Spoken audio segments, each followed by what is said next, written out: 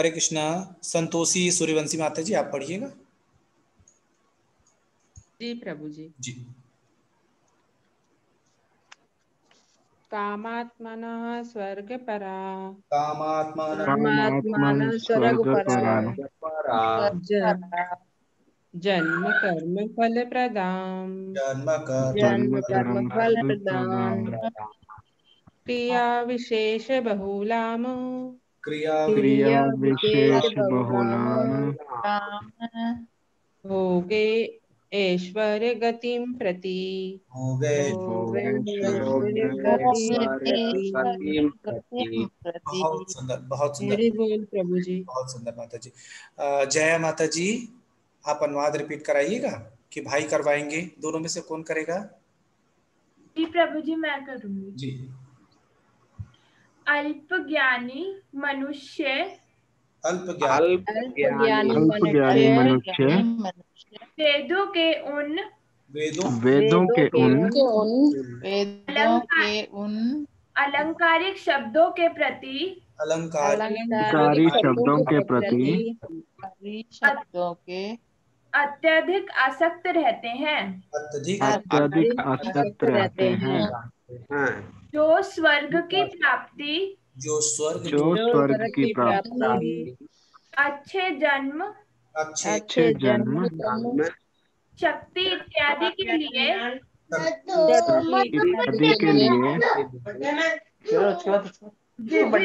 विविध सकाम कर्म करने की संस्तुति करते हैं। इंद्रिय तृप्ति तथा ऐश्वर्यमय जीवन की अभिलाषा के कारण वे कहते हैं कि इससे बढ़कर और कुछ नहीं है। हरि बोल। बहुत सुंदर, बहुत सुंदर। जय माता जी। मैं सभी को म्यूट कर रहा हूँ क्योंकि हम लोग बहुत ध्यान से तात्पर्य सुनेंगे। ज्योति रवि माता जी, आप अनम्यूट करके पढ़िएगा प्लीज। जय श्री कृष्णा सभी को। तात्पर्य श्री श्रीला प्रभुपाद द्वारा। जय श्री श्रीला प्रभुपाद। साधारणतः सब लोग अत्यंत बुद्धिमान नहीं होते और वे अज्ञान के कारण वेदों के कर्म कांड भाग में बताए गए सकाम कर्मों के प्रति अत्यधिक आसक्त रहते हैं। वे स्वर्ग में जीवन का आनंद उठाने के लिए इंद्र तृप्ति कराने वाले प्रस्तावों से अधिक और कुछ नहीं चाहते। जहां मदिरा, जहां तरुणियां उपलब्ध हैं और भौतिक ऐश्वर्य सर्वसामान्य है। वेदों में स्वर्गलोक पहुंचाने के लिए अनेक यज्ञों की संस्तुति है, जिसमें ज्योतिष्टोम यज्ञ प्रमुख है। वास्तव में वेदों में कहा गया है कि जो स्वर्ग जाना चाहते हैं उसे यह यज्ञ संपन्न करने चाहिए, और अल्पज्ञानी पुरुष सोचते हैं कि वैदिक ज्ञान का सारा अभिप्राय इतना ही है। ऐसे लोगों के लिए कृष्ण भावनामृत के दृढ़ कर्म में स्थित हो पाना अत्यंत कठिन है। जिस प्रकार मूर्ख लोग विषैले वृक्षों के फूलों के प्रति बिना ये जाने कि इस आकर्षण का फल क्या होगा आसक्त रहते हैं, उसी प्रकार अज्ञानी व्यक्ति स्वर्गिक ऐश्वर्य तथा तत्जनित इंद्रिय भोग के प्रति आकृष्ट रहते हैं। वेदों के कर्मकांड भाग में कहा गया है, अपाम सोममृता भूम तथा अक्षय्यम हवे चतुर्मासस्य याजिनः सुकृतम भवति। दूसरे शब्दों में, जो लोग चतुर्मास तप करते हैं वे अमर तथा सदा सुखी हो रहने के लिए सोम रस पीने के अधिकारी हो जाते हैं। यहाँ तक कि इस पृथ्वी में भी कुछ लोग सोम रस पीने के अत्यंत इच्छुक रहते हैं, जिससे वे बलवान बने और इंद्रिय तृप्ति का सुख पाने में समर्थ हों। ऐसे लोगों को भवबंधन से मुक्ति में कोई श्रद्धा नहीं होती और वे वैदिक यज्ञों की तड़क भड़क में विशेष आसक्त रहते हैं। वे सामान्यतः विषयी होते हैं और जीवन में स्वर्गिक आनंद के अतिरिक्त और कुछ नहीं चाहते। कहा जाता है कि स्वर्ग में नंदन कानन नामक अनेक उद्यान हैं जिनमें देवी सुंदरियां, स्त्रियों का संग तथा प्रचुर मात्रा में सोमरस उपलब्ध रहता है। ऐसा शारीरिक सुख निस्संदेह विषयी है, अतः ये लोग वे हैं जो भौतिक जगत के स्वामी बनकर ऐसे भौतिक अस्थायी सुख की प्राप्ति करने के आसक्त हैं। इस श्लोक को थोड़ा एक्सप्लेन करने की कोशिश करती हूँ, प्रयास करूंगी। बहुत ध्यान से सुनिएगा, बहुत इंपॉर्टेंट श्लोक है ये, बहुत इंपॉर्टेंट है ना। और जो भी इंपॉर्टेंट पॉइंट्स हो अपने डायरी पे नोट करते जाइएगा। तो ये 2.42 और 43 ज्योति माता जी बता रही हैं, सब लोग ध्यान से सुनिएगा, बहुत महत्वपूर्ण श्लोक है ना। तो माता जी जो अच्छी बातें बताती जा रही है लिखते जाइएगा। हरे कृष्णा। जी माता जी। जय श्री कृष्ण। अच्छा, इस श्लोक में जो स्टेज का वर्णन किया गया है तो उसे मैं एक रियल टाइम एग्जाम्पल के साथ एक्सप्लेन करके समझाने का प्रयास करती हूँ। कोई भूल चूक हो गई तो प्लीज क्षमा कीजिएगा, कृपा क्षमा कीजिएगा। अच्छा, यहाँ जैसे कि हम लोगों ने सबने इस भगवत गीता क्लास को ज्वाइन किया तो मेरा ख्याल से 90 to 95% जो लोग जिन्होंने ज्वाइन किया होगा उन्होंने इस इच्छा से उसको कुछ ना कुछ उनकी भौतिक इच्छा रही होगी, जैसे कि या फिर कुछ प्रॉब्लम्स रही होंगी या कुछ सिचुएशन ऐसी रही होगी जो एडवर्स रही होगी, कुछ प्रॉब्लम रहा होगा। इसी वजह से इस इच्छा से कि अगर हम ये क्लास ज्वाइन करेंगे, किसी ने उनको बोला, किसी से प्रेरित होकर उन्होंने बोला कि नहीं ये क्लास ज्वाइन करोगे तो सब कुछ ठीक हो जाएगा, सब कुछ अच्छा हो जाएगा तुम्हारा, और उसके बाद वो इस क्लास में जुड़ गए और इस इच्छा से जुड़ गए कि उनकी जो भी परेशानियां हैं या जो भी उनकी भौतिक इच्छाएं हैं उनको वो उसको प्राप्त कर पाएंगे। तो जैसे अगर किसी को रोग है तो वो उसका निवारण हो जाएगा, और किसी को संतान प्राप्ति नहीं है तो संतान प्राप्ति हो जाएगी, इत्यादि जो भी हम लोगों के मन में ज्यादातर, आई थिंक क्षमा कीजिए अगर मैं कुछ गलत बोल रही हूँ तो 90 to 95% ऑफ द पीपल, तो लोग जो यहाँ जुड़े होंगे इस मंच से, वो शुरू में इसी इच्छा से जुड़े होंगे। लेकिन जैसे जैसे हम लोग इस ग्रंथ में और इस गीता के अध्ययन में चलते चले गए तो वो हम लोगों का सारा व्यू पॉइंट चेंज हो गया है। तो ये इस ग्रंथ का पावर है। तो इसने क्या किया है, हमें अल्प बुद्धि प्राणी से हमें इसने एक व्यवस्थित बुद्धि वाले प्राणी को बनाया है। एग्जैक्टली यही चीज श्री कृष्ण देख रहे हैं, अर्जुन में देख रहे हैं कि वो इस ममता से जो एक जाल बुना है, माया ने जो जाल बुना है उसमें वो गिरते चले जा रहे हैं, जिसमें वो हर तरह की चीजों में फंसते चले जा रहे हैं, मोह माया में फंसते चले जा रहे हैं, सबके प्रति उनका जो है मोह बढ़ता जा रहा है और वो युद्ध नहीं करना चाहते। तो इस तरह से उनके आगे उनमें भी जो अज्ञानता है वो साफ तरीके से नजर आ रही है। अब यही फर्क है। और हम लोग क्या करते हैं कि ज्यादातर भगवत कोई भी हम नॉर्मली जब भी कोई ग्रंथ का पाठ करते हैं, कोई भी धार्मिक ग्रंथ का पाठ करते हैं, तो इस एग्जाम्पल में जैसे कि वेदों का एग्जाम्पल लेके समझाया गया है। तो वेद क्या है? वेद हमारे इतने एंशिएंट टेक्स्ट हैं, सबसे विश्व के सबसे एंशिएंट टेक्स्ट हैं।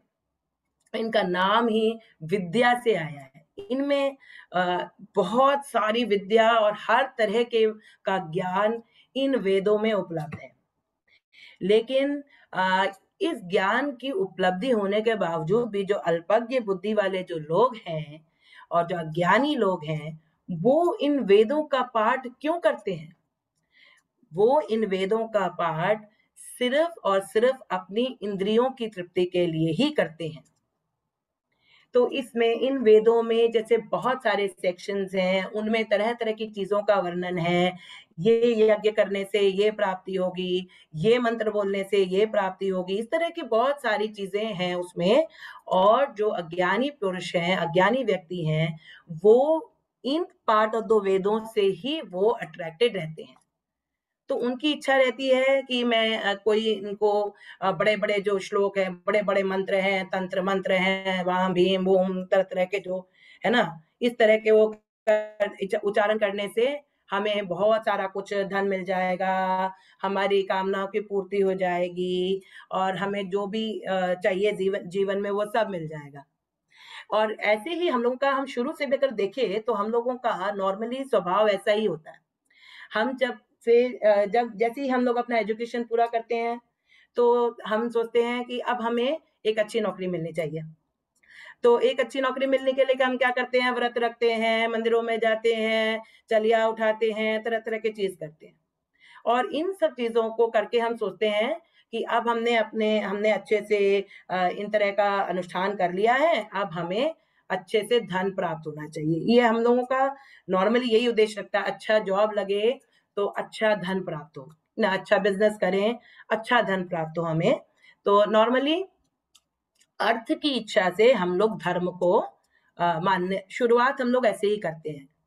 उसके बाद जब हमारी इच्छाएं पूर्ण हो जाती हैं और भगवत कृपा हो जाती है, हमें अपना जॉब मिल जाता है, खूब सारा पैसा मिल जाता है, फिर हम सोचते हैं कि चलो अब इतना सारा पैसा हमें क्यों चाहिए। हमें इतना सारा पैसा इसलिए चाहिए क्योंकि हमें तरह तरह की अपनी इंद्रिय तृप्ति करनी है, हमें अच्छा खाना खाना है, हमें अच्छा विहार करना है, हमें घूमने फिरने जाना है, हमारे जितने काम हैं, जितनी कामनाएं हैं उनकी पूर्ति हो। और एक और भी हम लोगों का लक्ष्य रहता है कि हम सबसे ग्रेट हों, सब लोग हमारे बारे में सोचें यही महान है, इसको सब आता है, कितना अच्छा बोलते हैं, कितना अच्छी तरह से रहते हैं। कुछ लोग तो ऐसे कर्म भी करते हैं कि जैसे नलके लगवा दिए और तरह तरह का उन लोगों ने लंगर खिला दिया, लेकिन इच्छा यही रहती है कि सब लोग मेरे बारे में जाने, मैं बहुत पॉपुलर हो जाऊं, सारे लोग मेरा गुणगान करें। और ये उसमें वो बहुत अच्छे अच्छे कर्म भी करते हैं, लेकिन वो सकाम कर्म करते हैं, कामना से करते हैं कि सब लोग इनको जाने। तो जैसे कि हम लोगों में बोला गया कि जब एक हाथ दान देता है, दूसरे हाथ को पता नहीं होना चाहिए कि उस हाथ ने दान दिया है, लेकिन इस इच्छा से कोई नहीं करता है ये।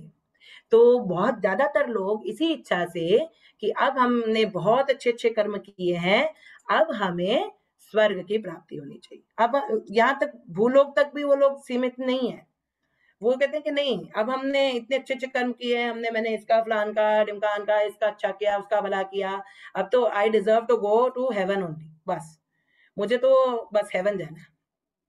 ये इच्छा रहती है कि मेरे को स्वर्ग प्राप्त करना है। और अब मैं अब स्वर्ग को अगर प्राप्ति क्यों चाहिए, स्वर्ग की प्राप्ति क्यों करनी है, स्वर्ग की प्राप्ति इसलिए करनी है। तो जैसे कि हम जब देहांत हो जाता है तो लोग कहते हैं स्वर्गवासी हो गए। तो स्वर्गवासी होने से क्या तात्पर्य है कि सब लोग कहना, ये बोलना चाहिए सबको, ये लगना है या ये अच्छा लगता है कि बोले कि हम स्वर्गवासी है, जब ये लोक में हमारा जीवन समाप्त हो जाएगा तो हमें स्वर्ग लोक में जाना चाहिए। तो स्वर्ग लोक में क्यों जाना चाहिए, वहां तरह तरह के सुंदर सुंदर जगहें हैं, नंदन वन है, अलंकृत जगहें हैं, वहां पे सुंदर सुंदर जगह लोग हैं, या अप्सराएं हैं, सोमरस है, हमारा इतना सारा, हम लोगों ने इतना सारा अच्छा काम किया, तो अब हमको हम वो डिजर्व करते हैं, बस हमें बस हेवन जाना चाहिए। यही इच्छा रहती है ज्यादातर सब लोगों की। इवन धर्म को जब भी फॉलो करते हैं तो यही इच्छा रहती है कि हमें स्वर्ग लोक को जाना। लेकिन ये भूल जाते हैं, जो अल्पज्ञानी लोग हैं वो ये भूल जाते हैं कि स्वर्ग में, चित्रगुप्त जी ने हमारा सबका जिसका भी सारा वही खाता खुला हुआ है, जितना हम लोगों का स्वर्ग कर्म अच्छे हैं बुरे हैं, उसका सारा लेखा जोखा है, उस हिसाब से हम स्वर्ग जाएंगे। और फिर से दोबारा क्या होगा, वो स्वर्ग जैसे एक सुंदर पलंग है, उसका स्प्रिंग टूट जाएगा और हम फिर से धरा पे गिर जाएंगे। तो हमारा जो मुक्ति, जो हमारा लक्ष्य था कि हम फॉरएवर स्वर्ग में रहेंगे, वो भी नहीं होगा।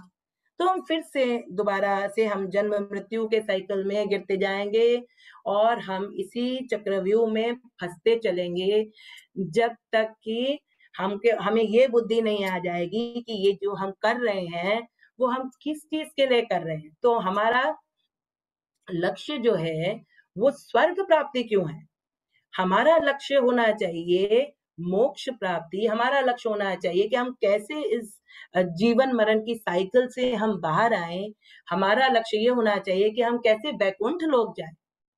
बनिस्बत इसके हम लोग क्या करते हैं, हम लोग हमेशा यही कोशिश करते हैं कि हमारे जितने अच्छे कर्म हैं, जितने हमने पुण्य कर्म हैं, उससे हमें कहाँ जाना है, हमें स्वर्ग लोक जाना है। तो ये जो अज्ञानता है, इसकी वजह से हम लोगों को हमारे जो जितने भी परेशानियां, उनका कभी अंत नहीं होगा, क्योंकि आप दोबारा से स्वर्ग लोक से फिर से आप धरा लोक में जन्म लोगे। चाहे सपोजिंग कि आप किसी और योनि में आपने जन्म लिया, उस टाइम लास्ट में आपने सपोजिंग कुत्ते का स्मरण करा है, तो आप बहुत अच्छे घर में, बड़े से घर में आप जन्म लोगे, और फिर आप एक बहुत आलीशान से महल में आप कुत्ता बन के, लेकिन आपकी योनि तो कुत्ते की है, फिर भी तो आपको जन्म लेना पड़ा। तो इसलिए ये इस साइकिल से आप तब तक नहीं, तो ये वेद किस तरह के हैं, तो श्री कृष्ण जी जो है वो अर्जुन को वार्न कर रहे हैं कि देखो ये वेद जो है, ये इसमें बहुत सुंदर, ये बहुत अलंकृत है, इसमें बहुत सुंदर सुंदर चीजें लिखी हैं, इसमें बहुत सारा ज्ञान है, और इससे सब लोग मोहित भी हो रहे हैं। तुम भी मोहित हो रहे हो कि ये वेदों का उच्चारण करने से कैसे हम लोग हेवन की तरफ चले जाएंगे, हमें स्वर्ग प्राप्ति हो जाएगी। लेकिन इस तरह से जो ये वेद जो है वो सुंदर फूल है, लेकिन इनमें रस कुछ नहीं है।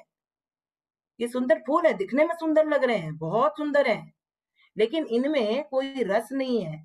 आप इनको खाओगे तो ये फीके होंगे, आपको फेंकने पड़ेंगे। कुछ तो विषैले भी होंगे, सुंदर दिखेंगे, विषैले होंगे, फेंकने पड़ेंगे।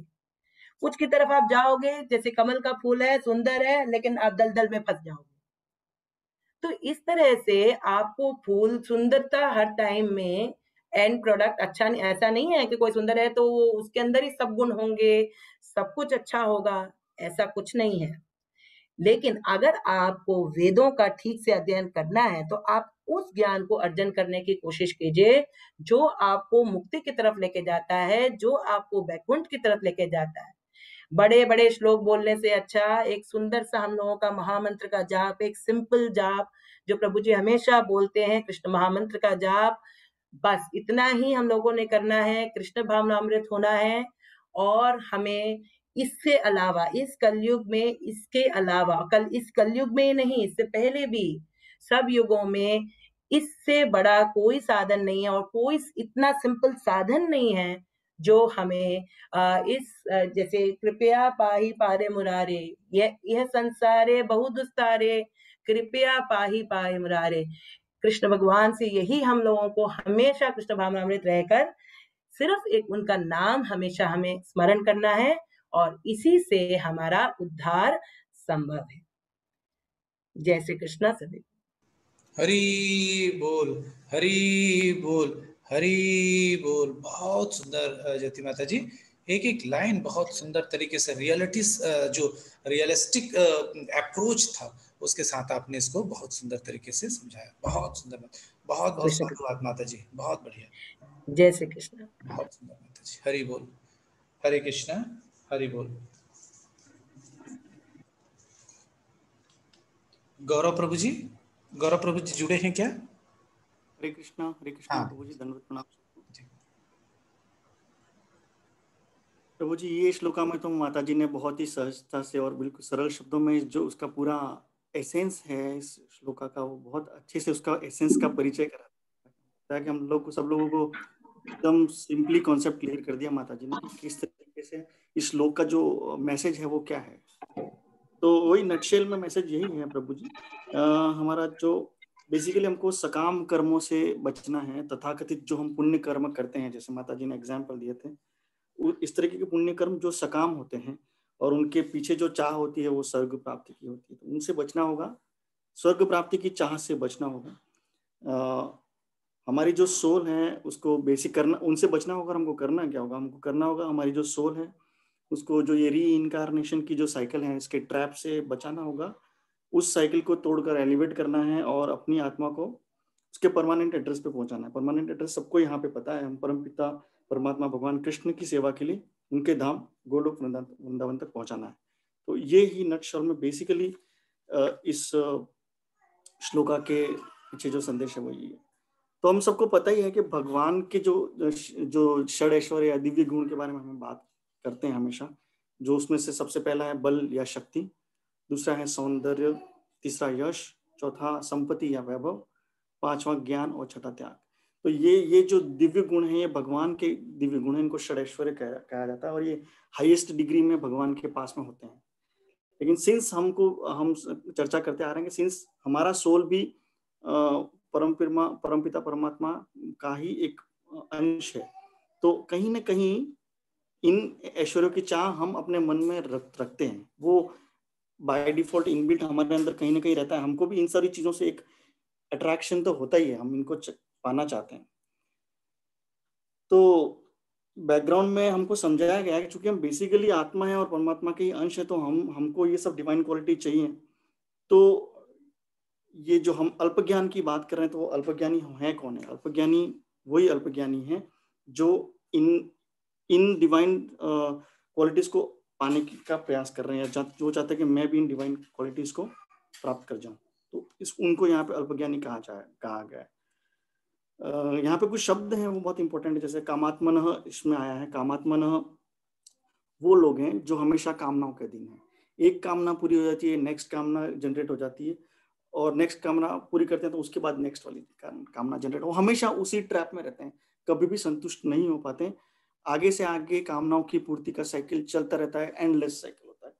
और उनका ये मानना भी होता है, वो उसमें उस अपनी इस लाइफस्टाइल से खुश भी हैं, क्योंकि उनका ये मानना होता है कि अगर कामना नहीं होगी तो हम जड़ हो जाएंगे और हमारा जो मोटिव है वो नहीं रहेगा, मोटिव के बगैर हम जड़ हो जाएंगे, और ये इन ऑल दैट।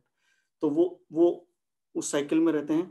जो दूसरा शब्द यहाँ पे काफी इंपॉर्टेंट है वो स्वर्ग परा, जैसे आपने समझा, स्वर्ग लोक की कामना, उनका जो टारगेट ही रहता है लाइफ में वो यही रहता है। उनको सब पता होता है। हम गीता का अध्ययन या गीता की कई चर्चाओं में कहीं ना कहीं वो गोलोक वृंदावन और मुक्ति और मोक्ष के कॉन्सेप्ट से भी परिचय होते हैं, लेकिन वो जान के भी उसकी तरफ उसको डेप्थ से जानना समझना नहीं चाहते हैं, उसके बारे में जानते हुए भी उसको इग्नोर करते रहेंगे, क्योंकि उनका जो अट्रैक्शन टुवर्ड्स स्वर्ग लोक के जो सुख है उनको भोगने का अट्रैक्शन इतना तीव्र होता है कि वो गोलोक वृंदावन और मोक्ष और मुक्ति और परमपिता परमात्मा की सेवा का जो सब्जेक्ट है उसकी तरफ देख के भी उसको अनदेखा करते हैं। और स्वर्ग लोक की कामना उनमें इतनी बलवती हो जाती है कि वो सारे पुण्य कर्म की लिस्टिंग कर देते हैं, जिसके थ्रू उनको परफॉर्म करने के बाद वो स्वर्ग को प्राप्त कर सकें। वो बहुत ही ज्यादा एडामेंट होते हैं कि उनको स्वर्ग की प्राप्ति, और वो स्वर्ग का मोह जो है वो इतना स्ट्रांग होता है। वो क्या करते हैं, वो वेदों में, जैसे वेद वार्ता वर्ड भी यहाँ है, तो वो वेदों में जो जितने भी सकाम कर्मों का डिस्क्रिप्शन है उसको अक्षरशः उसका डिटेलिंग करेंगे, उसको पढ़ेंगे और उनको परफॉर्म करेंगे ताकि वो स्वर्ग लोक को प्राप्त कर सकें। एक और इम्पोर्टेंट वर्ड इसमें जो बताया वो है पुष्पिताम। तो पुष्पिताम जो बताया है उसमें एग्जाम्पल लिया हुआ है फ्लावर्स का, कि ये जो हमारी जितनी भी मटेरियल लाइफ की डिजायर्स हैं या स्वर्ग लोक की कामना भी है, तो उनको हम पुष्प से या फ्लावर्स से बहुत अच्छे से कोरिलेट कर सकते हैं। फ्लावर्स कितने अट्रैक्टिव होते हैं, उनकी फ्रेग्रेंस, उनका कलर, और देखते ही हम लोग को अट्रैक्शन हो जाता है। लेकिन फ्लावर्स का यही है कि फ्लावर्स एक बार अगर हम लोग प्लांट से तोड़ के अगर हमारे घर में ले आए, उसको बुके में कितने भी अच्छी तरीके से प्रिजर्वेटिव तरीके से रख लें, मैक्सिमम एक दिन तक, नेक्स्ट डे इवनिंग तक उसको मुरझाना ही मुरझाना। तो जो मटेरियल लाइफ की डिजायर हैं उनको भी फ्लावर्स से हम को रिलेट कर सकते हैं कि हम इससे कितना भी अट्रैक्ट हो जाएं, लेकिन बाय नेचर ये जो है मटेरियल लाइफ की डिजायर्स जितनी भी हैं और हम उनको वो प्राप्त कर भी लेते हैं, तो वो फ्लावर्स की तरह इतनी टेम्पररी है कि उसका सुख प्राप्त करके हम वापस से अतृप्त हो जाते हैं, उस सुख को भोग के फिर से अतृप्त हो जाते हैं। तो फ्लावर से हम इन मटेरियल लाइफ की डिजायर्स को कंपेयर करके समझ सकते हैं कि हम पुष्पिताम वर्ड जो यहाँ यूज किया है वो क्यों किया हुआ। तो हमने जैसे जाना कि अल्पज्ञानी कौन होते हैं, तो वो व्यक्ति जिसने गीता को जानने का प्रयास ही नहीं किया, उसके लिए बहुत ही, जैसे मैंने कहा था कि वो जानने का प्रयास करना चाहते भी नहीं, तो उनके लिए बहुत ही स्वाभाविक हो जाता है कि उनको क्या चाहिए, उनको स्वर्ग चाहिए, उनको रीइंकार्नेशन की साइकिल एक्सेप्ट है, उनको तो इनफैक्ट फिर से जन्म लेना है। वो बोलते हैं कि मैं नेक्स्ट जन्म ले लूं किसी अंबानी अडानी में। उनको अच्छे कुल में जन्म चाहिए, उनको शक्ति चाहिए, उनको उनको उनको फेम चाहिए, वो सारी सब कुछ, वो जो षड ऐश्वर्य की जो हम बात करते हैं, वो उनको लगता है कि मैं भी इन क्वालिटीज को अटेंड कर सकता हूँ। तो इन्हीं लोगों को अल्पज्ञानी कहा गया बेसिकली। तो जो अल्पज्ञानी होंगे वो आराम से इस ट्रैप में आ जाएंगे वेरी इजीली, और वो सकाम कर्मों में अपने आप को लगा देंगे कि ये कर लिया तो मेरी बॉडी अट्रैक्टिव हो जाएगी, ये कर लूंगा तो मुझे समाज में मेरी फेम हो जाएगी एंड ऑल दैट। तो ये लोग जो होते हैं वो सकाम कर्मों में इतने बिजी हो जाते हैं, एक्सट्रीमली बिजी हो जाते हैं, और उनके पास कृष्ण चिंतन का समय रहता ही नहीं है, या उनको ख्याल भी नहीं आता। इनफैक्ट मृत्यु के बाद की भी उनकी इच्छा रहती है कि स्वर्ग में जाएंगे, नंदन कानन को एक्सपीरियंस करना है, सोमरस का पान करना है एंड ऑल दैट। तो जैसे कि इस श्लोका में भी बताया गया, उनको पाने के लिए ज्योतिषोम यज्ञ वगैरह उसकी भी डिटेलिंग जान के उनको परफॉर्म करने की कोशिश करते हैं। तो हमारे मन में जो क्वेश्चन उठता है वो ये उठता है कि हम तो जितना कुछ अभी गीता क्लास में पढ़ते चले आ रहे हैं और जितना जाना समझा है, तो हम तो गोलोक वृंदावन की बात करते हैं, हम तो लिबरेशन की बात करते हैं, हम तो मुक्ति की बात कर रहे हैं। तो फिर वेदों में ये सब क्यों कहा गया है? ये क्या है ये सब ज्योतिषोम यज्ञ और ये सब और ये जो दूसरी जो हम कह रहे हैं कि जो अलंकारिक भाषा है जो स्वर्ग प्राप्ति की डिस्क्रिप्शन बताती है, तो वो है ही क्यों वेदों में? वो थोड़ा हम समझने का प्रयास करते हैं यहाँ पे।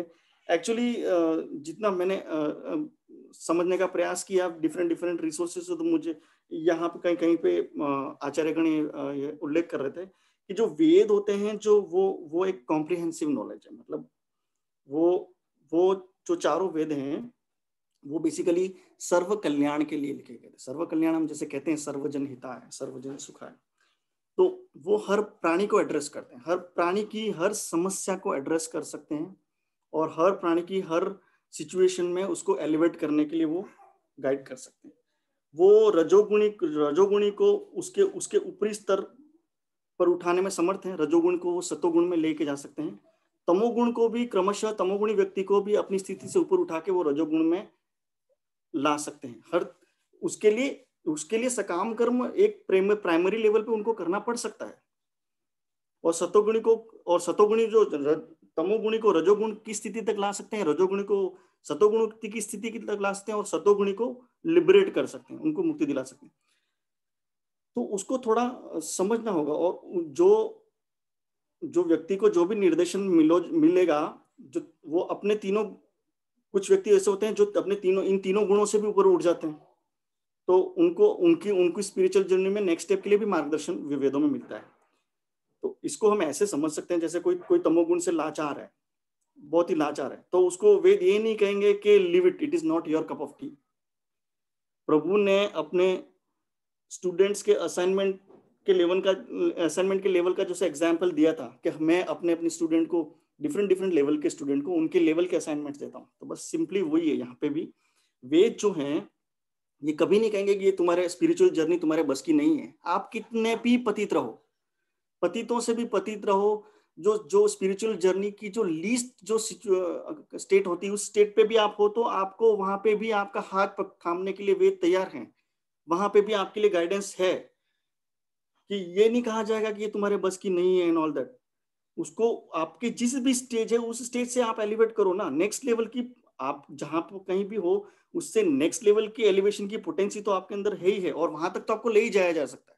उसके बाद फिर आगे की स्टेज देखी जाएगी, जहां हो वहां से एक स्टेप तो आप आगे जाओ। तो जो वेदों में इसीलिए सब लोगों को एड्रेस करने के लिए ये लिखा गया था, तो कि उनका उद्देश्य ये था कि कोई भी निराश न होने पाए। मतलब 84 लाख जो ये योनियां हैं उसमें 4 लाख तो हम कहते हैं कि मानव की ही हैं, तो ये 4 लाख जो मानव की योनियां हैं उनमें हर योनि के लिए बेस्ट पॉसिबल सॉल्यूशन जो है वो वेद में सुझाया गया था। लेकिन प्रॉब्लम क्या हो जाती है? प्रॉब्लम यहाँ पे ये हो जाती है कि जो अल्प ज्ञानी होते हैं वो इन सारी जो डिफरेंट स्टेजेस के लिए जो भी रिकमेंडेशन दी हुई थी उसको वो जनरलाइज कर देते हैं। वो कहते हैं कि जैसे मैंने अभी शुरू में बताया था कि तमोगुणी को नेक्स्ट स्टेज पे लेकर लाने के लिए उसको एक पर्टिकुलर फॉर एग्जांपल एक मार्ग दिखाया कि आप ये वाला यज्ञ कीजिए या ये वाली चीज कीजिए, ये चीज इस तरीके से कीजिए तो आप नेक्स्ट स्टेज पे आ जाएंगे। अब क्या किया अल्पज्ञानी लोगों ने उनको जनरलाइज कर दिया, जनरलाइज करके वो उसके ऊपर स्टिक हो जाता है कि नहीं ये इसमें लिखा है तो हम करेंगे। वो ऐसा क्यों करते हैं वो क्योंकि उनको उनकी इंटेंशन ही नहीं है, वो उनको सूट कर जाता है। जो भी अलंकारपूर्ण भाषा में ज्योतिष्टोम यज्ञ जैसे सकाम कर्म जो भी हैं, वो जो उनको बताए हैं वो उनको सूट कर जा रहे हैं। क्योंकि मैंने बताया था शुरू में श्लोका की एक्सप्लेनेशन की स्टार्टिंग में कि वो इग्नोर कर रहे हैं, उनको जानते हुए समझते हुए भी इग्नोर करना है, क्योंकि जो उनका मोह जो है वो तो भौतिक ऐश्वर्यों में है। तो वो जनरलाइज करके जो एक नीचे की स्टेज के व्यक्ति को स्टेप अप करने के लिए जो लिखा था उसको ही पकड़ लेते हैं, क्योंकि वो उनको सूट कर जाता है और वो उसको ही फॉलो करते रहते हैं। और वेदों की उस अनुशंसा को नजरअंदाज कर जाते हैं जिसमें तमो से रजो और रजो से सतो की विकास की सलाह दी गई है। वो उस स्टेज को भूल जाएंगे और सिंपली जो तमोगुण जो है उसके लिए जो रिकमेंडेशन है उसको पकड़ के उसको ही फॉलो करने लग जाएंगे। तो वो बेसिकली कॉम्प्रिहेंसिव जो नॉलेज है उसको उसके परिप्रेक्ष्य में नहीं देखते हैं, वो सिर्फ अपने पर्सपेक्टिव से चीजों को फॉलो करते हैं। जैसे ऐसा एक एग्जांपल भी है, जैसे हमारे घर में कोई भी एक्सपेंसिव ऑर्नामेंट होता है, हम जो से कोई भी गोल्ड काइंड ऑफ चीजें होती हैं तो हम उसको सहेज कर रखते हैं, मतलब थोड़ा छुपा के रखते हैं। इजीली वो एक्सेसिबल नहीं रहती है और हर किसी को बताते नहीं है कि उसको यहाँ रखा हुआ है एंड ऑल दैट। तो जो अपना जो लॉयल होगा, जो हमारा विश्वास पात्र होगा, उसको जरूर पता होगा कि कहाँ पे हमने एक्सपेंसिव चीजें रखी हुई है। तो वेदों का जो एसेंस जो है, वेदों का बेसिक एसेंस है, वो है कृष्ण कॉन्शियसनेस। योर आपका प्रेम आपका प्रेम भगवान के प्रति है। जो आप भगवान से प्रेम करते हैं वो उसको गेन करना है, और वो ही एक्सट्रैक्ट है जो उसका वेदों का जो बेसिक एक्सट्रैक्ट है वो वही है। लेकिन वो डायरेक्टली सेम जैसे हमने हमारे घर में रखे हुए गोल्ड के बारे में सबको स्ट्रेट अवे हमने नहीं बताया, ऐसे वेदों में भी स्ट्रेट अवे सिंपली नहीं बताया। It is your duty to read the Vedas and understand what is behind that, no उसका गुह्य क्या है। राइट अवे आपको नहीं मिलेगा वो, लेकिन जब आप अध्ययन करेंगे तो आप अपने आप भगवान के प्रति प्रेम को एक्सपीरियंस करते चले जाएंगे। अगर आप में कृष्णा कॉन्शियसनेस की थोड़ी सी भी लीड ले लिए तो आपको वही मिलेगा उसके अंदर, ना कि वो सकाम कर्म और ज्योतिष्टोम एंड ऑल दैट, वो सब नहीं मिलने वाला है। तो ये है बेसिकली जो कृष्णा कॉन्शियस को भी डायरेक्टली वैसे ही गोल्ड की तरह डायरेक्टली नहीं बताया हुआ कि दिस इज फॉर यू। मतलब आपको थोड़ा एफर्ट डालना पड़ेगा और आप जब अध्ययन करेंगे तो आपको वो जो एसेंस है वो मिलेगा। और जैसे गीता का अध्ययन बहुत लोग करते भी हैं, जैसे वेदों का अध्ययन, और इनफैक्ट गीता के अध्ययन से भी लोग रिलेट नहीं कर पाते हैं, कृष्णा कॉन्शियस से रिलेट नहीं कर पाते हैं, उसका इंटरप्रिटेशन भी अपने हिसाब से कर देते हैं। देवदत्त पटनायक की भी गीता है, वो उसमें उनमें बिजनेस अपॉर्चुनिटीज और कॉर्पोरेट जो है बिजनेस ऑब्जेक्ट्स पूरे होते हुए दिखते हैं कि उनको कैसे अटेंड करते हैं। अमीश त्रिपाठी का जो उनको अपनी गीता में कुछ और ही नजर आता है। तो मायावादी लोग जो हैं वो अपने हिसाब से व्याख्या करते रहते हैं, लेकिन गीता का जो मूल है वो जो उसका जो गुह्य है वो तो यही है कि जो हमको प्रामाणिक जो रिसोर्सेज हैं, जो प्रामाणिक चैनल हैं, उनको वो जो है वो हम जो उसका जो गुह्य है वो बेसिकली हमको प्रामाणिक रिसोर्सेज और प्रामाणिक चैनल से ही मिलता है। जैसे कि हम यहाँ चर्चा में बैठे हैं, गीता क्लास में बैठे हैं, तो हमको यहाँ पे उसका रियल जो गुह्य है वो उसका परिचय हमको यहाँ गीता क्लास में मिलता है। और ये कुछ वेरी फॉर्चुनेट, कुछ प्रिविलेज्ड लोगों को ही मिल पाता है, वो इसको समझ पाते हैं। और वो बहुत ही कम लोग होते हैं जो इसको समझ पाते हैं और उसमें फिर से फिल्टर इन होते हैं और फिल्टर इन होकर उसको अनुभव कर पाते हैं। मतलब मैक्सिमम परसेंटेज तो फिल्टर आउट ही हो जाता है। मतलब गीता क्लास ज्वाइन करने के बाद भी उससे परिचय नहीं हो पाता, मैक्सिमम परसेंटेज फिल्टर आउट हो जाता है। तो कहते हैं ना, सीए में जैसे 2% लोग ही पास आउट होते हैं।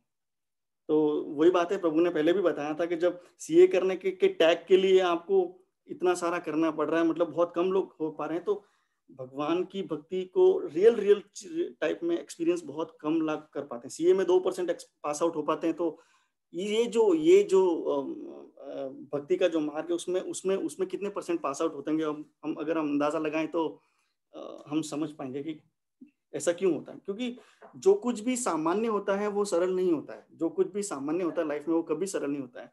हम में से बहुत लोगों को पता है कि फिजिकल एक्सरसाइज और वॉक जो है वो सेहत के लिए अच्छी है, लेकिन अगर हम परसेंटेज निकालने लगे कि कितने लोग डेली बेसिस पे रिलीजियसली वॉक पे निकल पाते हैं, तो उससे पता चल जाएगा कि सामान्य दिखता है लेकिन वो सरलता से वो फॉलो नहीं हो पाता। स्पिरिचुअलिटी में भी सेम ही केस है। भक्ति जितनी भी सहज और सरल हो, लेकिन सबको पता है, हम सब कहते हैं कि भक्ति कितनी सहज है, इतनी सरल है। सिर्फ और सिर्फ हमारी डेली रूटीन में हमको उसको इनकलकेट करना है, लेकिन वो संभव आसान नहीं हो पाता। जो लोग कर पा रहे हैं, माता जी लोग बताते हैं कि भोग लगा रहे हैं, भगवान का ड्रेस चेंज करा रहे हैं, ऑल दैट, तो वो उनको अपने आप को बहुत ही ब्लेस्ड मानना चाहिए कि वो ये कर पा रहे हैं, क्योंकि ये आसान नहीं होता है।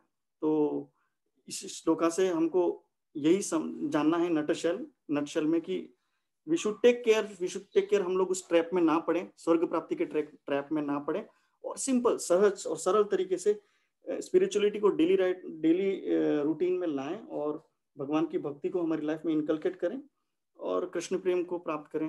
That's it. हरे कृष्ण, हरि बोल। हरी हरी हरी हरी हरी हरी बोल। गौरव प्रभु जी बहुत सुंदर। ज्योति माता जी ने जितना सुंदर स्टार्टअप दिया था, आपने उसी को बहुत सुंदर तरीके से, और बहुत सुंदर एक और अच्छी बात, ज्योति माता जी ने जो चालू किया था उसी को आपने आगे बढ़ाया, रिपीट नहीं हुआ कोई चीज। तो ये बहुत सुंदर तरीके से आपने इसमें बहुत सुंदर तरीके से बताया, बहुत बढ़िया, गुड, बहुत अच्छा। अब देखिए गीता क्लास का स्तर में जो परिवर्तन है वो हम सब महसूस कर रहे हैं, है ना, चीजों को, कि धीरे धीरे हम लोगों को वो चीजें मिलने लगेगी। और ये अच्छा भी है कि हम धीरे धीरे चल रहे हैं, लेकिन उसके स्तर को धीरे धीरे बढ़ाते जा रहे हैं। एकदम से जैसे 5वीं के बच्चे को आप टेक्नोमेट्री पढ़ाएंगे तो नहीं समझ पाएगा, उसको क्या करना पड़ेगा, पहले उसको थोड़ा सिंपल मैथमेटिक्स बनाना पड़ेगा, कैलकुलस और छोटे छोटे अलजेब्रा बताना होगा। अब फिर धीरे धीरे जब वो उस लायक हो जाता है तब फिर उसको ट्रिग्नोमेट्री देते हैं, फिर अल्फा बीटा गामा फंक्शन उसको समझाया जाता है, फिर पीएचडी में और गुह्य ज्ञान दिया जाता है। तो हम स्तर को हमारा बढ़ रहा है। तो यदि हम, हो सकता है कि कोई साधु आके हमको बताता तो भी हम उन चीजों को उतनी जल्दी ना समझ पाते, क्योंकि वो इतनी गुह्य बातें बताते कि वो हमारे स्तर, हमारे एंटीना से ऊपर से उड़ जाता है, हमारे फ्रीक्वेंसी में मैच ही नहीं करता। हमारे बीच के हमारे लोग ही जब इस बात को बताते हैं तो हमको बहुत अच्छे से समझ में आता है। उसका कारण क्या है, वो उस व्यवहारिक जीवन को जी रहे हैं। और नहीं तो जो साधु संत बताते तो हमको क्या लगता है, ये तो साधु संत है, इनको परिवार तो है ही नहीं, इनको क्या समझ में आएगा कि 2 घंटा गीता पढ़ना है। ये बोलते हैं बैठ जाओ, कैसे बैठ जाएं? लेकिन यहाँ जितने लोग बैठे हैं वो उसी परिवार से, उन्हीं परिवार की उन्हीं सारी जिम्मेदारियों से 2-4 हो रहे हैं, और फिर उन चीजों को अनुभव करके फिर हमारे सामने रख रहे हैं, निचोड़ के रख रहे हैं। तो बहुत सुंदर ज्योति माता जी और गौरव प्रभु, बहुत सुंदर। इस श्लोक में केवल 2-3 लाइन मैं बोलता हूँ, फिर हम लोग नेक्स्ट श्लोक ले लेते हैं। वो ये कि इस श्लोक में भगवान क्या बताना चाह रहे हैं मालूम? जिनकी बुद्धि, पिछले श्लोक में हमने पढ़ा था व्यवसायत्मिका, मतलब जो एक व्यवसायत्मक होगा उसकी प्रगति के बारे में। ऐसा न हुआ तो क्या होगा, इसमें इस श्लोक में बता रहे हैं।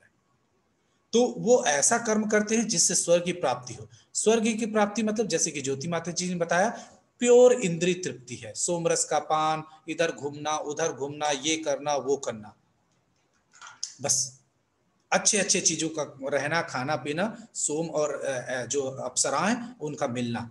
तो ये क्यों है? एक प्रकार का लालच है कि कम से कम इस लालच के बहाने, जैसे हम बच्चों को पढ़ाते हैं तो कैसे बोलते हैं, ये पढ़ ले चॉकलेट दूंगा, ऐसे बोलते हैं ना, ये कर ले फिर ये दूंगा, ये कर लो फिर ये दूंगा।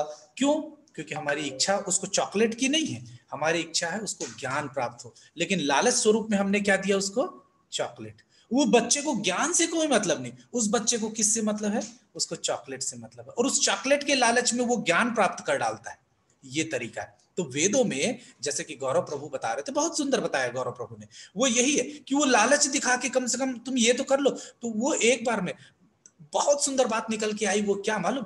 कि एक बार में स्ट्रेट वे पे नहीं जा पाए कि क्या होगा, एक बार लालच करके वो पढ़ेगा, फिर दूसरे पे अच्छे कुलीन घर में पैदा होगा, फिर अच्छा कुछ काम करेगा, फिर और कुलीन, मतलब क्या है, वो लिफ्ट नहीं है, वो क्या है, सीढ़ी है, एक एक स्टेप को चढ़ते जाओगे। लेकिन जो कृष्ण भावना भावित है वो क्या है? वो एक्सीलेटर है, एस्केलेटर है, सीधा बैठो और सू रॉकेट की गति से आप पहुंच जाओगे। एक ही जन्म में पहुंचने की गारंटी ये देता है। बाकी लोग क्या बोलते हैं, अब एक स्टेशन आ गया फिर वहां रुके, फिर दूसरे स्टेशन में रुके, फिर ये नहीं, ये एस्केलेटर है, बिल्कुल बैठे मतलब वो चल रहा है, आपको पहुंचना ही है। तो ये इसमें एक बहुत सुंदर आते हैं। और ऐसा क्यों करना होता है? तो इसको सीधी सी बात है, चित्त और जो मन है वो सब दूर होता है। तो हृदय में क्या दोष है, ये 42, 43 और 44 नंबर के श्लोक में हम लोग को पता समझाया जाएगा। और स्वर्ग में भी क्या है, जब जैसे कि ज्योति माता जी ने बताया ना, बहुत सुंदर, जन्म मृत्यु जरा व्याधि वहां पे भी है, लेकिन वैसा नहीं है जैसे यहाँ है। यहाँ जैसे माँ के गर्भ में रहना होता है, उस पीड़ा से गुजरना पड़ता है, वैसा नहीं होता, लेकिन वहां पे भी जन्म मृत्यु है। और हम सब जानते हैं कि जब हम इस प्रकार का स्वर्ग में जाते हैं, और जैसे कि ज्योति माता जी ने बताया कि स्वर्ग में हमारा करेंसी खत्म हो जाएगा। करेंसी क्या है? आध्यात्मिक लोक में पुण्य कर्म। तो जैसी पुण्य कर्म खत्म होगा तो पंच आहुति और पंच क्या था, हम लोग क्या पढ़े थे? पंच आहुति और पांच आहुति और पांच अग्नि और 5 आहुति। तो ये 5 इन दोनों से होगा, उससे क्या होगा? हम उन दोनों से फिर नीचे गिर जाएंगे। तो इस प्रकार से स्वर्ग से हम फिर से गिर जाएंगे पंच अग्नि और पंच आहुति के माध्यम से। और इसके बारे में हम लोगों ने पहले चर्चा की है, और नहीं की है तो आगने वाले श्लोकों में इसमें मिलेगा, जब हम लोग फिर से चर्चा करेंगे कि कैसे स्वर्ग में फिर वो बादल के उसको राजा को दिया जाता है, फिर किस प्रकार से धरती पे गिरता है, फिर कैसे वो अन्न में जाता है, फिर वर्षा के रूप में नीचे गिरेगा, फिर वो अन्न में जाएगा, अन्न से फिर स्त्री के खाने, स्त्री के गर्भ में, पुरुष के वीर्य में जाएगा, फिर वो स्त्री के गर्भ में जाएगा। तो इसमें हम लोग ज्यादा चर्चा नहीं करेंगे। तो ये जान, और गौरव प्रभु ने एक बहुत सुंदर बात कही कि लोग जानते हुए भी इसमें नहीं आते। कितने लोगों को पता है कि पीना सही नहीं है, लेकिन फिर भी पीते हैं ना। और जब उनको कोई अच्छी बात बताइए तो सुनते नहीं। क्यों मालूम? क्योंकि सुन लेंगे, समझ जाएंगे तो फिर पी नहीं पाएंगे। नहीं जान रहे हैं तो गलती किया जा सकता है, फिर जानते हुए गलती करना बड़ा मुश्किल हो जाएगा। तो लोग गीता क्यों नहीं जुड़ते मालूम? वो जानते हैं यदि हम इसको जुड़ेंगे तो हम परिवर्तित हो जाएंगे, और वो अपने स्वयं में परिवर्तन नहीं देखना चाहते, क्योंकि उन सारे कार्यों को कर नहीं पाएंगे जिसको वो अभी कर रहे हैं। ये बहुत बड़ी बात मैं आप लोग के बीच में रख रहा हूं, बहुत बड़ी बात, यथार्थ, बिल्कुल 100% सत्य, कि जानते हुए फिर हम ऐसे गलत कैसे करेंगे? नहीं जान रहे तो गलत कर सकते, जानते हुए गलती कैसे करेंगे कि ये नहीं करना चाहिए, फिर करेंगे तो फिर आत्मग्लानि से भर जाएंगे। और हम आत्मग्लानि से भरना नहीं चाहते, हम खुद नहीं सुधरना चाहते। सुधारने की जिम्मेदारी दूसरों की होती नहीं, वो सारा का सारा जिम्मेदारी हमारा अपना स्वयं का है, लेकिन हम स्वयं ही सुधरना नहीं चाहते। हम अपनी गलती ही नहीं देखना चाहते। हमारी गलती कोई बता दे, बाप रे बाप, उससे बड़ा दुश्मन तो कोई है ही नहीं। हमारी गलती कोई बोल के तो देखे, उसको कितना गाली देंगे हम। उसको क्या मालूम, वो ऐसा होता है इसलिए ऐसा करते हैं, ऐसा हुआ इसलिए ऐसे, तमाम एक्सक्यूज हमारे पास है नहीं? तो हम स्वयं नहीं सुधरना चाहते। अदरवाइज सुधरना बहुत साधारण है। केवल हम अपनी गलतियों को स्वीकार करने लगे तो कोई दुनिया का ताकत नहीं है जो हमको सुधरने से रोक सके। केवल और केवल एक चीज की कमी है, हमको अपनी गलती को स्वीकार, ये हमारा अहंकार नहीं स्वीकार करने देता। मैं अपनी बात बता रहा हूँ, बाकी लोगों की बात नहीं बता रहा हूँ। ये हमारे अंदर जो अहंकार होता है ना, वही मना करता है, अरे छोड़ छोड़, बहुत सारे एक्सक्यूज दे, अरे कुछ नहीं, वो भी तो ऐसा करता है, ये भी तो ऐसा करता है, ऐसा कुछ नहीं होता, ऐसा करने से कुछ नहीं होगा। ये तमाम प्रकार के एक्सक्यूज लाके खड़ा कर देगा और नहीं करने देगा, सुधरने नहीं देता, चाह के भी नहीं सुधरने देता। तो ये एक बहुत सुंदर इसका कारण है। और क्या होता है, भोग के कारण क्या होता है, भगवान से विमुख हो जाता है। लोग भगवान को बहुत चाहते हैं, लेकिन समस्या ये है कि भगवान को चाहोगे तो भोग से विमुख होना पड़ेगा, और लोग भोग से विमुख नहीं होना चाहते। तो भोग एक तरफ और भगवान एक तरफ।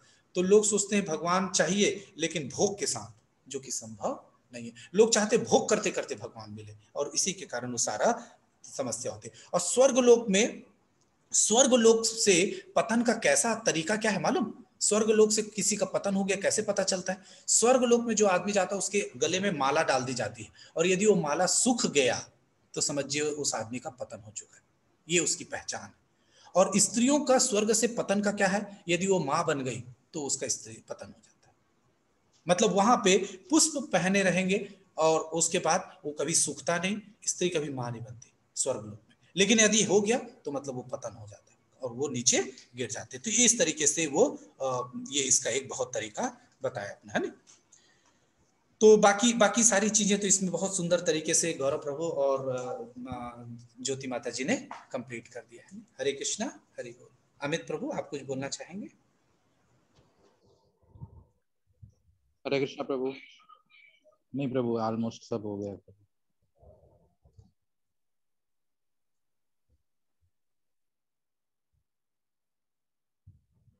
कृष्णा, सुप्रजा माता जी वांट्स टू से समथिंग ना? यस माता जी, आप कुछ बोलना चाह रहे थे जी, प्लीज। हरे कृष्णा प्रभु जी। जी प्रभु जी, इस श्लोक से कनेक्टेड थोड़ा है मैंने एक प्रवचन हर ग्रेस निताई सेवनी माता जी से सुनी थी, तो मैं वो उस प्रवचन में जो सुनी थी मैं आपसे शेयर करना चाहती हूँ यहाँ पे। तो माता जी बता रही थी कि एक इलस्ट्रेशन के द्वारा हमें समझा रही थी। पहले क्या होता है कि एक व्यक्ति था, उसको फ्रिज खरीदना था। तो वो हाउस अप्लायंसेस के दुकान में जाता है और सीधा जाके पूछता है कि मुझे ये फ्रिज चाहिए, ये कितना, इसका प्राइस क्या है। लेकिन दुकानदार ने जो होता है वो सीधा मना कर देता है कि नहीं, ये हम तुमको नहीं भेजेंगे, करके मना कर देता है। तो उसको थोड़ा ऐसा लगता है कि नहीं नहीं, मेरे पास इसका प्राइस बता दीजिए, मेरे पास है, पैसे है, करके वो बोलता है। लेकिन वो दुकानदार फिर भी साफ मना कर देता है कि नहीं, ये फ्रिज ये हाँ तुमको नहीं भेजेंगे, करके मना कर देता है। तो वो फिर चला जाता है। और फिर दूसरा दिन वो एक स्त्री वेश करके गर्ल एक लड़की का वेशदाश करके आता है और फिर पूछता है कि ये फ्रिज खरीदना है, कितना है। लेकिन वो फिर बोलता है कि नहीं नहीं, हम तुमको नहीं भेजेंगे, करके फिर भगा देता है। फिर दूसरे दिन वो क्या करता है कि पर्दा डाल के आता है, एक मुस्लिम लेडी की तरह सीधा जाता है और बोलता है कि ये फ्रिज खरीदना है, ये कितना का प्राइस है। फिर अरे आज आज फिर तुम आ गए हो, जाओ हम तुमको नहीं भेजेंगे, करके फिर भगा देता है। और फिर क्या कहते हैं, ऐसे ही 3-4 टर्बन लगा के, चश्मा लगा के, अपने वेशधाष को चेंज करके ऐसे 4-5 दिन करता है। लेकिन वो दुकानदार साफ साफ मना कर देता है।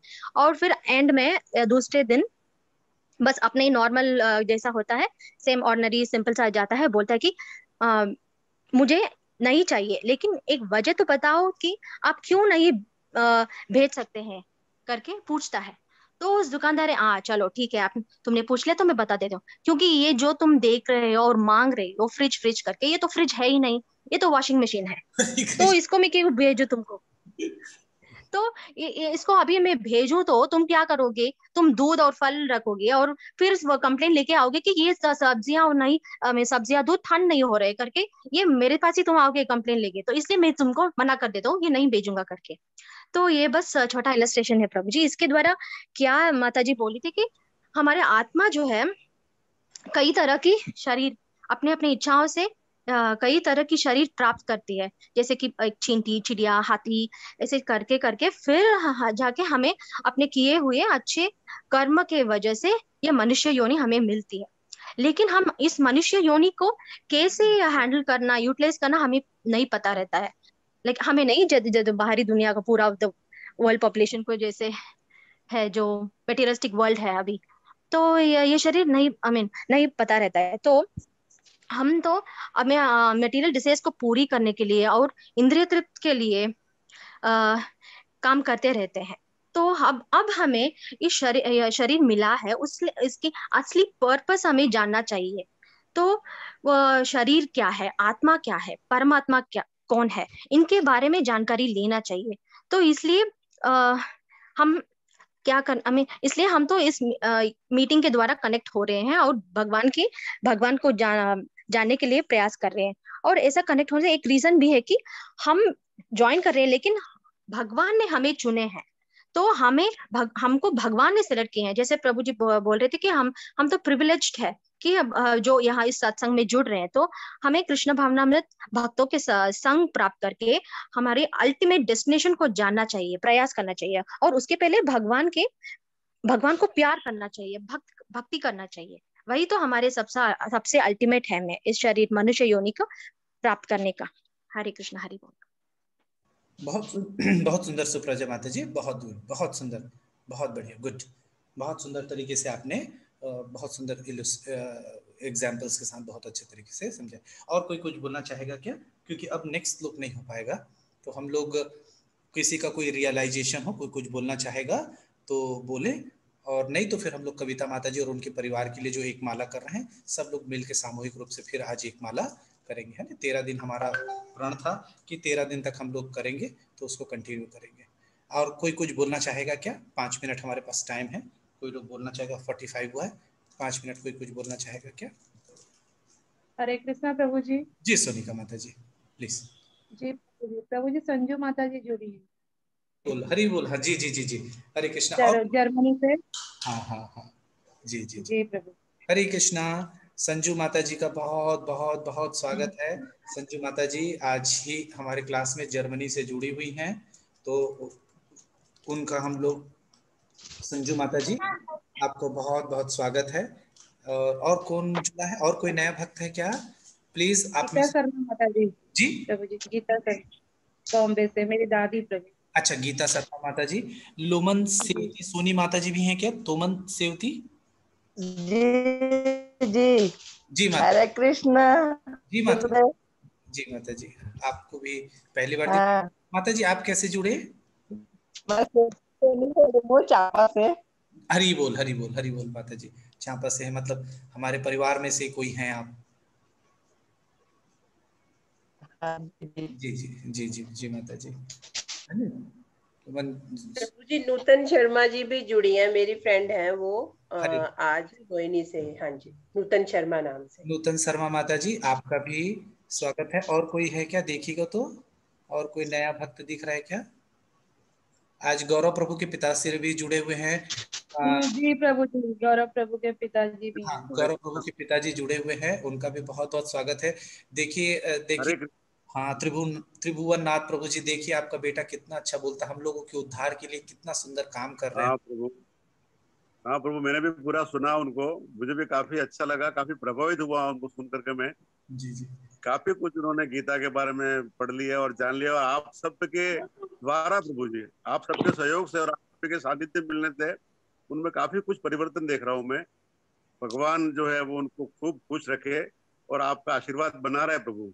भगवान की कृपा बनी रहेगी। हम लोग तो गौरव प्रभु से सीख रहे हैं प्रभु, बहुत सुंदर बोलते हैं, बहुत अच्छे हैं, और उनके माध्यम से हम आपको बहुत अच्छे से पहचान जाते हैं कि जिनका बेटा इतना अच्छा है, हरी बोल प्रभु, हरी बोल। उनका बेटा इतना अच्छा है तो पिताजी को पहचानना बड़ा आसान हो जाता है कि उनके पिता उनसे कितने अच्छे होंगे करके।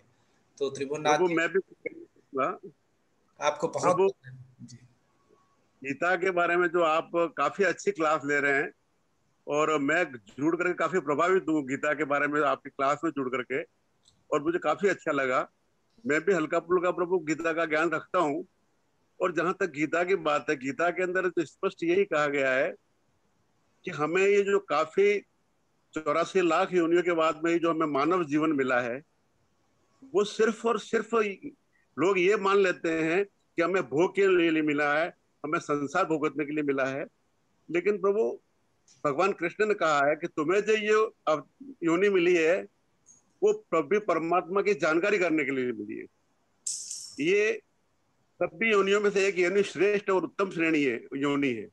और इस योनि में अब आकर के मानव को जो अधिकार है, या मानव को जो ज्ञान मिला है, बुद्धि मिली है कि मानव जो है वो प्रभु की जानकारी कर सकता है, प्रभु परमात्मा को पा सकता है अपने जीवन के अंदर।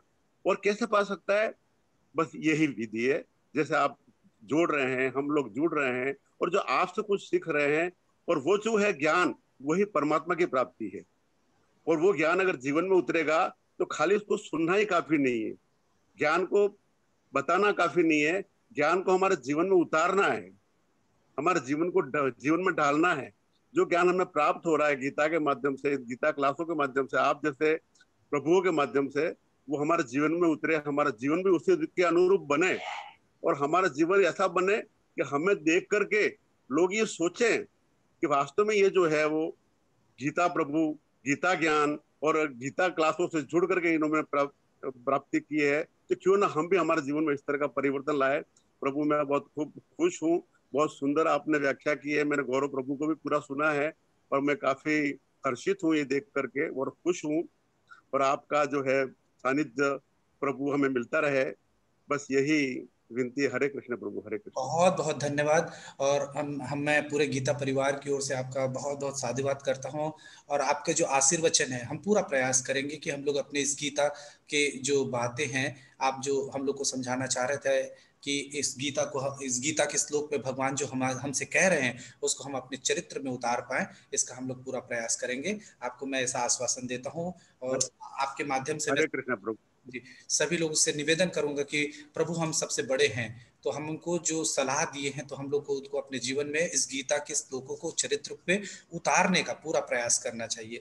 बहुत बहुत धन्यवाद प्रभु। प्रभु हरे त्रिभुवन प्रभु ने एक बहुत सुंदर बात की कि भोग के लिए मिला है, वास्तव में भोग के लिए मिला है क्या? एक लाइन बोल के मैं इसको समझाना चाह रहा हूं।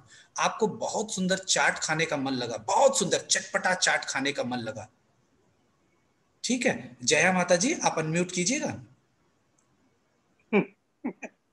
जी प्रभु जी। आपको चाट पसंद है? जी प्रभु जी। थोड़ा चटपटा होगा तो और मजा आएगा। जी प्रभु जी। कितना खाने में कितना टाइम लगता है? चटपटा चाट खाने में कितना मिनट लगता है? अगर स्वाद ले लेकर खाए तो 15-20 मिनट लग जाएगा। 20 मिनट लग जाएगा। और कहीं 3-4 प्लेट खा लिए तो? 4 प्लेट तो नहीं खाते। इतना अच्छा लग रहा है फिर भी नहीं खाएंगे आप? चलिए मान के चलते आपको 1 प्लेट पसंद है, 2 प्लेट बस खा लीजिए। वो कितना पसंदीदा चीज है, उसको चटोरा ले लेके, चटकारे ले लेके खाइए। खाते तक तो ठीक लगा, उसके बाद पेट में जाने के बाद क्या स्थिति होती है? थोड़ा भी तीखा हो गया तो वो 10 मिनट आपने स्वाद लिया करके गलत फहमी में रहे, लेकिन पेट में 1 घंटे, 1.5 घंटे, 2 घंटे उसकी हालत क्या रही। और दूसरे दिन सवेरे की स्थिति तो मेरे से पूछिए मत। दीदी ज्यादा स्वाद लेने के लिए थोड़ा सा चटपटा ज्यादा कर दिया तो दूसरे दिन सवेरे भी वो याद दिला देता है कि कल गड़बड़ खाया था मैंने। सोचिए, वो 10 मिनट का स्वाद आपको पूरे 24 घंटे तकलीफ दिया। ये है हमारा जीवन। जिस चीज से आपको आनंद की प्राप्ति होती, इंद्रिय तृप्ति की, उस चीज को आप देख लीजिएगा, उसको करने के बाद आपको 24 घंटे दुख का अनुभव होता है। जो पीने वाले हैं वो पी लेते हैं और दूसरे दिन उनका सिर कैसा पकड़ता है वो वही बता सकते हैं कि कितना तकलीफ हो। उसके बाद बोलते हैं आज फिर मैं कभी नहीं पीऊंगा। जो चाट खा के रात में सोता है और खट्टी डकार आता है, एसिडिटी होता है, बहुत पीड़ा में रहता है, वो दूसरे दिन बोल आज के बाद मैं छूंगा नहीं। 15 दिन जब ठीक हो जाता है ना तो फिर वही करने लगता हूँ। क्यों? क्योंकि वो कुत्ते का एग्जाम्पल मैंने बताया था ना, एक बार नाव में कुत्ता बैठा रहता है, उसका मालिक उस कुत्ता इधर उधर करता है तो नाविक बोलता है कि भाई इस कुत्ते को संभाल के रखिए, ये नाव पलट जाएगा। कुत्ता तो कुत्ता है, मानता नहीं, इधर उधर छटपटाते रहता है। तो वो नाविक बहुत बार समझाता है, कुत्ते को भी उसका पुचकारता है लेकिन नहीं मानता। तो कुत्ता का मालिक क्या करता है, उसको 2 मिनट के लिए पानी में डुबा देता है।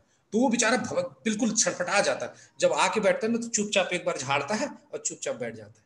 तो हम लोग भी ऐसी हैं। उस इंद्रियों भोग करने के बाद जब हम पीड़ा आती है ना तो फिर हम 2-4 दिन 5 दिन शांति से बैठे रहते हैं। और यदि आपको बहुत पसंद हो ना तो कोलेस्ट्रॉल नपवा लीजिएगा। आपको हलवा बहुत पसंद हो, खा लीजिए, फिर कोलेस्ट्रॉल लोग नपवाते रहते हैं फिर बैठ के, है ना। तो जिन चीजों से सुख की प्राप्ति का सोचते हैं वो सारा चीज दुख का कारण बनता है। और जो जितना मीठा होता है उसमें उतनी जल्दी कीड़ा लगता है।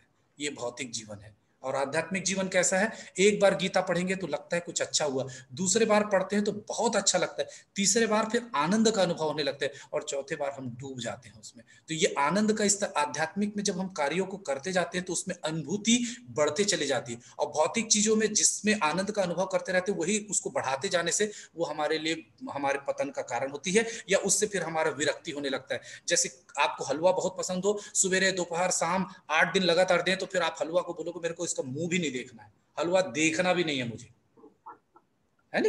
हरे कृष्णा हरे। चलिए तो हम लोग एक माला कर लेते हैं फटाक से, हम सब मिलके एक माला करते हैं। हम लोग जो माला है पूरा जो आज हम लोग सब लोग मिलके माला करेंगे। 74 लोग हैं, सभी लोग ये माला का जो भी पुण्य है भगवान से प्रार्थना करते हैं कि पूरा कविता माता जी और उनके पूरे परिवार को हम समर्पित कर रहे हैं कि ये उनको जाए और इसका जो भी पुण्य है वो सब उनको मिले और वो जल्दी से जल्दी भगवान की सेवा में फिर से लग सके। यही हम लोग प्रार्थना करेंगे। जय श्री कृष्ण चैतन्य प्रभु नित्यानंद श्री अद्वैत गदाधर शिवासादि गौर भक्त। जय श्री कृष्ण चैतन्य नित्यानंद श्री अद्वैत गदाधर शिवासादि गौर भक्त वृंदा। जय श्री कृष्ण चैतन्य प्रभु नित्यानंद श्री अद्वैत गदाधर शिवासादि गौर भक्त। हरे कृष्ण कृष्ण कृष्ण हरे हरे हरे राम राम हरे हरे कृष्ण हरे राम हरे हरे राम राम हरे हरे हरे राम हरे कृष्ण कृष्ण कृष्ण हरे राम राम हरे कृष्ण कृष्ण कृष्ण हरे राम हरे कृष्ण कृष्ण हरे राम राम हरे कृष्ण कृष्ण कृष्ण हरे राम राम हरे कृष्ण कृष्ण कृष्ण हरे हरे हरे राम राम राम हरे हरे हरे कृष्ण कृष्ण कृष्ण हरे हरे राम राम हरे हरे हरे कृष्ण कृष्ण कृष्ण हरे राम राम हरे